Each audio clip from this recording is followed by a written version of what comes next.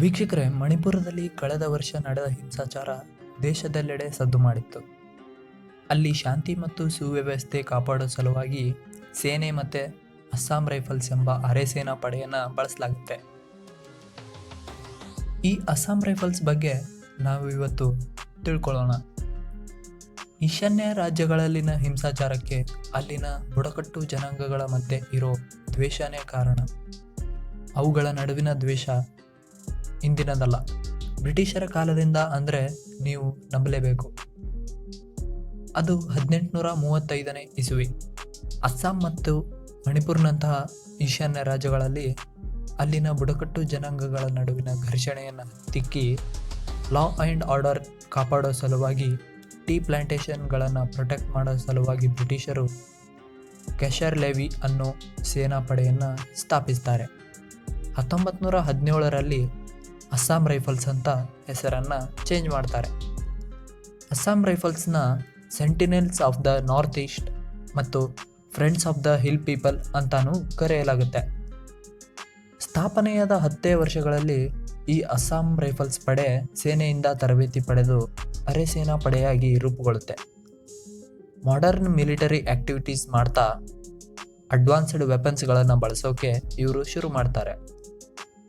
ಇವರ ಈ ಟ್ರಾನ್ಸ್ಫಾರ್ಮೇಷನ್ನ ನೋಡಿದ ಬ್ರಿಟಿಷರು ವರ್ಲ್ಡ್ ವಾರ್ I ನಡೀತಾ ಇರುವಾಗ ಯುರೋಪ್ಗೆ ಇವರನ್ನು ಕರೆದೊಯ್ತಾರೆ. ವರ್ಲ್ಡ್ ವಾರ್ II ನಡೆಯುವಾಗ ಕೂಡ ಬರ್ಮಾದಲ್ಲಿ ಅಸ್ಸಾಂ ರೈಫಲ್ಸ್ ಪಡೆ ಆ್ಯಕ್ಟಿವ್ ಆಗಿ ಕೆಲಸ ಮಾಡುತ್ತೆ. ಸದ್ಯಕ್ಕೆ ಈ ಪಡೆ ಭಾರತೀಯ ಸೇನೆಯ ಮಹತ್ವದ ಪಡೆಗಳಲ್ಲಿ ಒಂದಾಗಿದ್ದು ಪ್ಯಾರಾಮಿಲಿಟರಿ ಯೂನಿಟ್ ಆಗಿಯೂ ಮತ್ತು ಲಾ ಎನ್ಫೋರ್ಸ್ಮೆಂಟ್ನಲ್ಲಿ ಕೂಡ ಆ್ಯಕ್ಟಿವ್ ಆಗಿರೋ ಯುನಿಕ್ ಫೋರ್ಸ್ ಆಗಿ ಇದು ಕೆಲಸ ಮಾಡ್ತಾ ಇದೆ.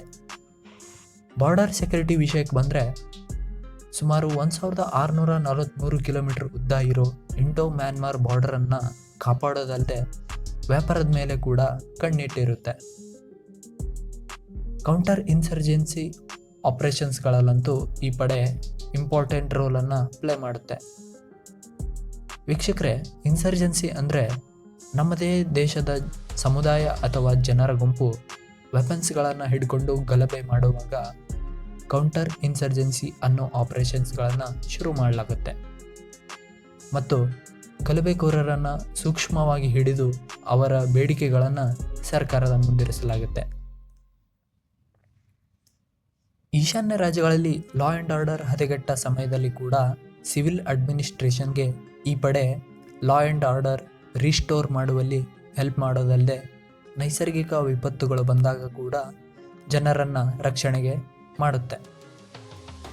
ಅಸ್ಸಾಂ ರೈಫಲ್ಸ್ ಹ್ಯಾಂಡಲ್ ಮಾಡಿರೋ ಮೇಜರ್ ಆಪರೇಷನ್ಸ್ಗಳನ್ನು ನೋಡೋದಾದರೆ 1990ರಲ್ಲಿ ಆಪರೇಷನ್ ಬಜರಂಗ್ ಮೂಲಕ ತ್ರಿಪುರಾದಲ್ಲಿ ಇನ್ಸರ್ಜೆನ್ಸಿನ ಮಟ್ಟ ಹಾಕ್ತಾರೆ.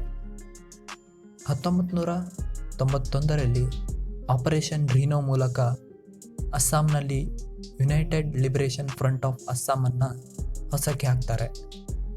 2001ರಲ್ಲಿ ಆಪರೇಷನ್ ಆಲ್ ಕ್ಲಿಯರ್ ಮಾಡೋ ಮೂಲಕ ಎಲ್ಲ ತರಹದ ವೈಲೆಂಟ್ ಗ್ರೂಪ್ಗಳನ್ನು ಇವರು ಕ್ಲಿಯರ್ ಮಾಡ್ತಾರೆ. ಇನ್ನು 2010ರ ಲಡಾಖ್ ಫ್ಲಡ್ ಡಿಸಾಸ್ಟರ್ನಲ್ಲಿ ಮತ್ತು 2015ರ ನೇಪಾಳ್ ಅರ್ಥಕ್ವೇಕ್ ಸಮಯದಲ್ಲಿ ಜನರ ರಕ್ಷಣೆಗೆ ಈ ಪಡೆ ನಿಂತಿತ್ತು. ಒಟ್ಟಿನಲ್ಲಿ ಅಸ್ಸಾಂ ರೈಫಲ್ಸ್ ಅಂತೂ ತನ್ನ ಡಿಸಿಪ್ಲಿನ್ ಮತ್ತು ಬ್ರೇವರಿಗೆ ಹೆಸರು ಮಾಡಿದ್ದಲ್ಲದೆ ದೇಶಕ್ಕಾಗಿ ಕೆಲಸ ಮಾಡೋದ್ರಲ್ಲಿ ಕಮಿಟ್ಮೆಂಟನ್ನು ಬಿಟ್ಕೊಡೋದಿಲ್ಲ.